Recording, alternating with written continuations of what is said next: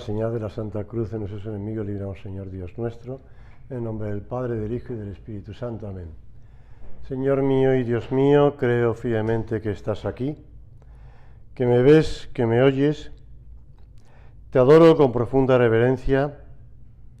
Te pido perdón de mis pecados y gracia para hacer con fruto este rato de oración. Madre mía Inmaculada, San José, mi Padre y Señor, Ángel de mi guarda, interceded por mí.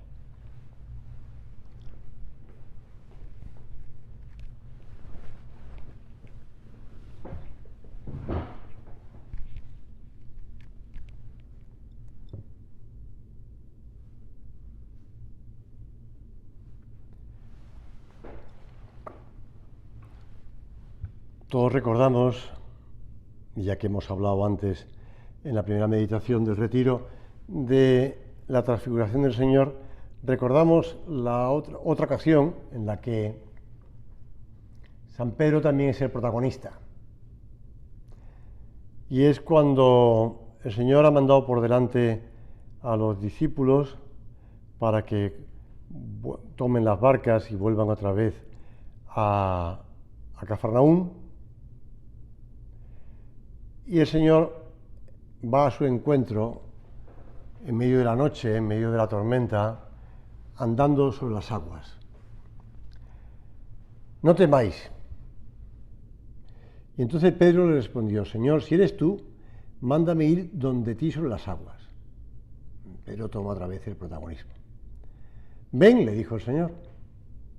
Bajó Pedro de la barca y se puso a caminar sobre las aguas yendo hacia Jesús. Pero viendo la violencia del viento, le entró miedo, y como comenzara a hundirse, gritó: Señor, sálvame. Al punto Jesús, tendiendo la mano, le agarró y le dijo: Hombre de poca fe, ¿por qué dudaste? Son dos pasajes muy simpáticos, y no contrapuestos, pero sí se complementan, ¿no? En el primero, Pedro no quiere, se fía del Señor y está tan a gusto, que quiere hacer 3 tiendas y no quiere separarse. En el segundo también quiere estar con el Señor, pero quiere hacer una cosa extraordinaria, que es ir andando sobre las aguas. Por eso, en la segunda meditación, vamos a hablar de ese Jesús camina sobre las aguas. Jesús ahí sí que quiere hacer una cosa extraordinaria. Así como en el monte de la transfiguración nos hace volver otra vez a la vida ordinaria, corriente, y cuando tengamos delante contrariedades, dificultades, pensar que es Cristo quien está con nosotros, ahora quiere hacer una cosa extraordinaria. Ahora es como cuando en aquella otra ocasión también estaban los apóstoles asustados por la tormenta y Jesús estaba durmiendo en popa, y le despiertan: sálvanos, Señor, que perecemos.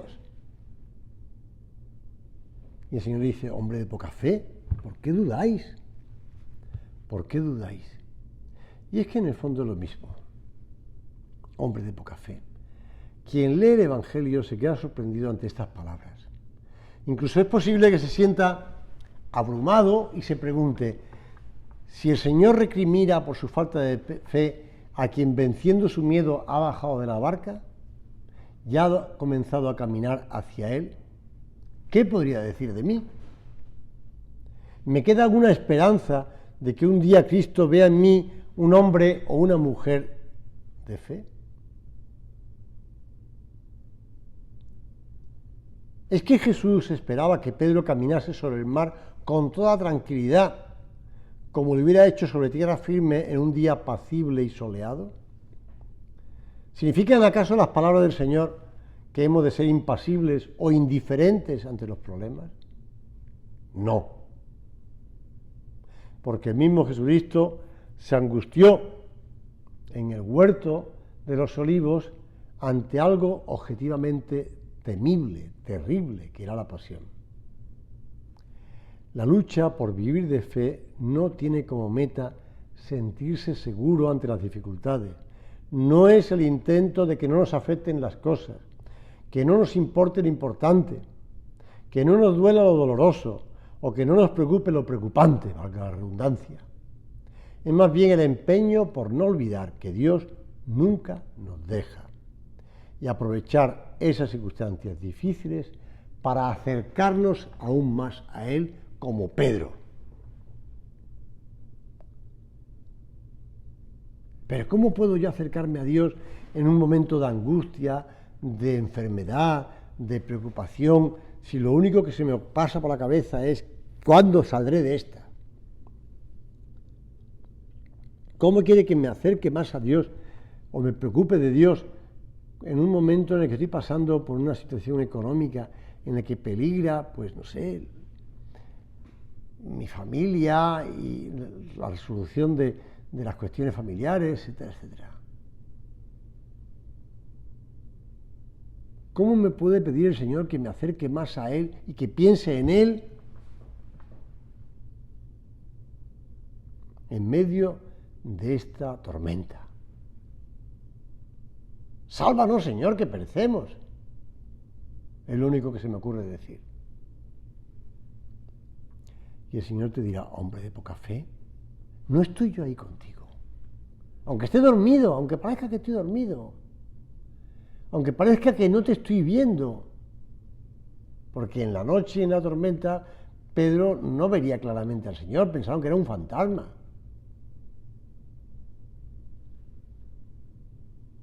Aunque no te vea claramente, yo sé que estás conmigo.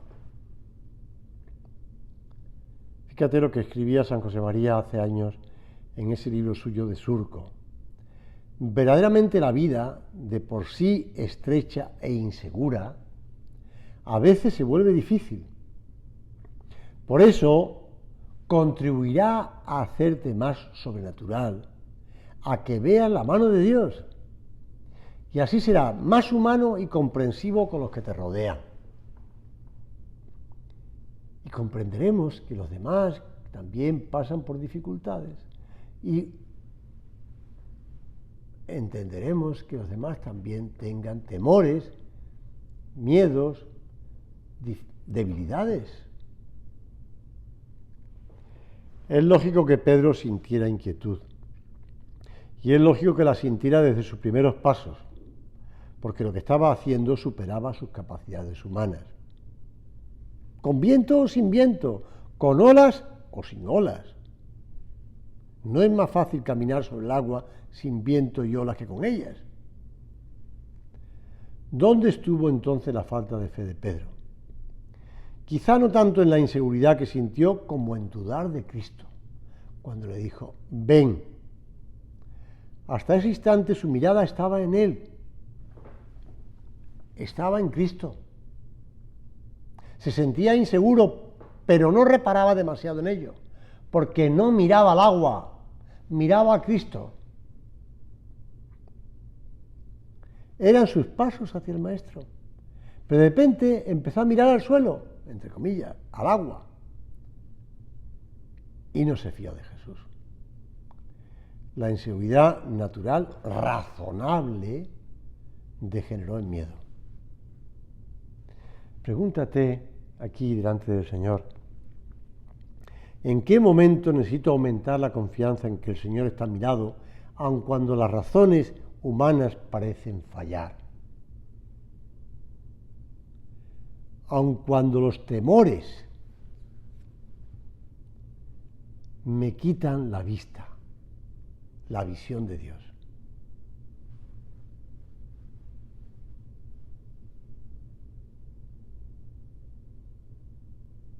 En cierta ocasión le encontré allá, cuando estaba en México, una anécdota, bueno, a mí me gustó. Un hombre enfermo se dirigió al médico y le preguntó, doctor, tengo miedo de morir. Dígame, ¿qué hay al otro lado? El médico le preguntó, ¿por qué tiene miedo? ¿No me dijo usted que es una persona cristiana? El paciente, con un tono de incredulidad, replicó, sí, pero tengo miedo de lo que me pueda pasar. El médico, que tenía ya la mano en el picaporte de la puerta para salir, Le dijo, mire, estoy oyendo unos rasguños y un lloriqueo al otro lado de la puerta. ¿Sabe usted qué es? El otro, que estaba en la consulta del médico, que no sabía qué, pues lo que tenía el médico, pues mire, no lo sé. Dijo, mire, es mi perro, que ya ha llegado la hora de dar el paseo y está lloriqueando porque quiere entrar.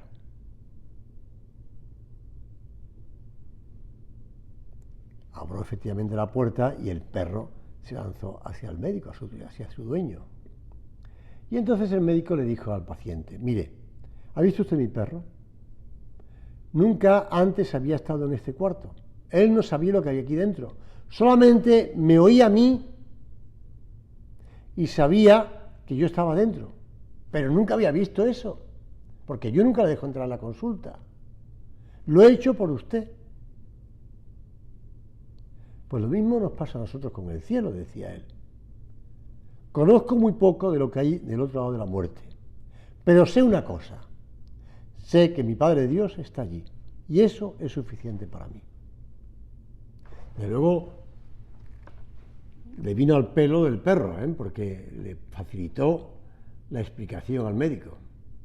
Ya te digo, no sé si es un cuento o es una realidad, pero le vino al pelo. Porque efectivamente, no sabemos qué es lo que está detrás de la puerta, pero no lo han dicho, y hemos oído la voz del Señor que nos lo dice. El miedo atenaza y hace reales problemas que inicialmente solo están en la imaginación. Algunas cosas no suceden porque tenemos miedo de que no sucedan. Miedo a tener una tentación, por ejemplo, miedo a ponernos nervioso, miedo a quedar mal, miedo a no conseguir explicar algo con la suficiente firmeza o claridad, miedo a no saber enfocar un problema, miedos. Por eso, frente a las inseguridades de la vida, abandónate en el Señor, sabiendo quién está en la mano de Dios. Está en las mejores manos.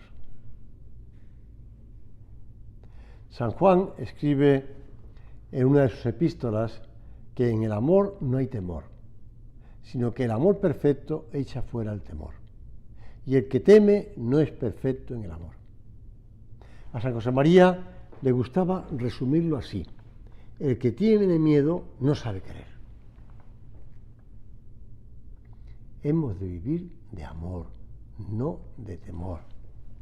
El amor y el miedo pertenecen a órdenes diversos que se excluyen. Solo pueden convivir cuando el amor no es perfecto. Huye del miedo. Miedo a quedar mal, miedo a que no seas capaz de hacer aquello, miedo a que, pues, no sé, te pidan algo especialmente difícil, miedo al futuro, miedo a que Dios te envíe una enfermedad que no seas capaz de llevarla. Eso hay personas que tienen ese miedo. Te decía antes, miedo a las tentaciones. A veces cuando vienen las tentaciones tenemos miedo y hay personas que se bloquean tanto que piensan que la única forma de salir de la tentación es dejándose caer en la tentación. Y no.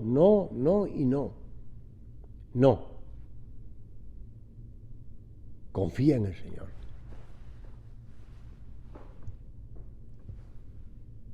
La fe no es un peso que nos hunde en las aguas, sino una luz, como algo que señala un camino, que enseña a aprovechar la propia miseria para abrir el alma a Dios. El cristiano no espera de Dios que le haga sentirse seguro en sí mismo. Espera que la confianza en Él, en Dios, en ti, Señor, nos ayude a ver más allá de nuestra inseguridad. Señor, si yo no me detengo en mis límites, en mi limitación, sino que trasciendo, sabiendo que tú estás al otro lado de la puerta, podemos realmente excluir el temor y vivir en el orden del amor. Te aconsejo además que con el paso del tiempo pues aparecen las limitaciones propias de la edad, ¿verdad? Antes pegábamos un salto y no pisábamos los charcos. Ahora ya antes de pegar el salto dudamos de que al otro lado del charco podemos a lo mejor saltarlo, pero nos podemos romper la pierna. Ya hay limitaciones de edad, limitaciones de salud. También tenemos falta de tiempo, ¿eh? ¿O es que a ti te sobra el tiempo? Estoy segurísimo de que muchas veces no llegas a todo lo que te gustaría hacer, a todo el trabajo que tienes pendiente, porque tienes mucho trabajo y tienes poco tiempo. Pues ante esas limitaciones de salud, de edad, de tiempo, recuerda que el Señor cuenta con ello. Que el Señor quiere que vivamos en esa pobreza y que tengamos el corazón desprendido. Una anciana de 85 años estaba siendo entrevistada con motivo de su cumpleaños. La periodista le preguntó, esta no es una anécdota de allá de México, sino de España. La periodista le preguntó qué consejo daría a las personas de su edad. Bueno, dijo la anciana, a nuestra edad es muy importante no dejar de usar todo nuestro potencial. De lo contrario se marchita. Es muy importante estar con la gente y siempre que sea posible ganarse la vida prestando un servicio. Eso es lo que nos mantiene con vida y salud. La periodista, ante la afirmación categórica de esta señora, se quedó sorprendida y añadió una nueva pregunta. ¿Puedo preguntarle qué es lo que hace para ganarse la vida a su edad? Y la señora respondió, cuido a una anciana que vive en mi barrio.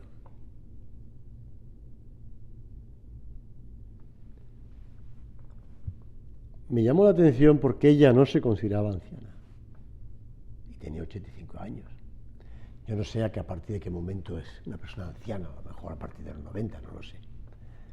Pero ella tenía el ánimo joven, el espíritu joven porque se preocupaba de otra, se preocupaba de los demás. Y esto me recordaba unas palabras que decía, bueno, que está publicado además en un libro reciente del prelado del Opus Dei, de Monseñor Fernando Cáriz. Decía así, los mayores comunican en la vida cotidiana más frecuentemente con gesto que con palabras, dejándose cuidar con humildad en sus límites y enfermedades, con la sonrisa ante el dolor, evitando las quejas, agradeciendo los servicios y prestando otros sin ocultar que rezan y confían en Dios. Útiles, muy útiles, los mayores. Y añadía, ver rezar el rosario a una persona mayor que pasa tiempo sola es una imagen que puede quedar en el corazón de alguien para toda la vida. Ellos nos enseñan que el amor no entiende de jubilación. Así es que nadie se jubila aquí. ¿Por qué? Porque estamos enamorados. Enamorados del Señor y por tanto de los demás. Y nos apoyamos en la Virgen Santísima para luchar. Te decía antes, en la meditación anterior, que la Virgen sube a los cielos, la Asunción, la celebremos dentro de pocos días, para desde el cielo, no para abandonarnos, sino para desde el cielo estar más pendiente de todos. Por eso ella está pendiente de nosotros. Ella estaría pendiente de Pedro que se hunde en las aguas. Ella está pendiente de, como estuvo pendiente en las bodas de Caná, de la necesidad del vino. No tienen vino. La Virgen no está pensando en ella, está pensando en los demás. Ha aprendido a no dar especial atención a sus dificultades. Ha aprendido a caminar hacia Cristo entre las olas. y si la fuerza del viento del mar le impidiese ver a su hijo, como cuando le está viendo morir en la cruz, recuerda a ese niño que tuvo en sus brazos y espera, confía y no abandona la cruz, se mantiene al pie de la cruz. Dice San José María, ¿has visto a la Madre de la Tierra con los brazos extendidos seguir a sus pequeños cuando se aventuran temblorosos a dar sin ayuda de nadie los primeros pasos? No estás solo, María está junto a ti.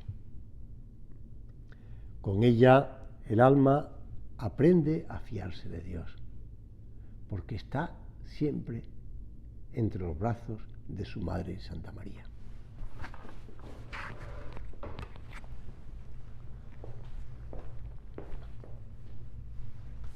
Te doy gracias, Dios mío, por los buenos propósitos, afectos e inspiraciones que me has comunicado en esta meditación. Te pido ayuda para ponerlos por obra. Madre mía Inmaculada, San José, mi Padre y Señor, Ángel de mi guarda, interceded por mí.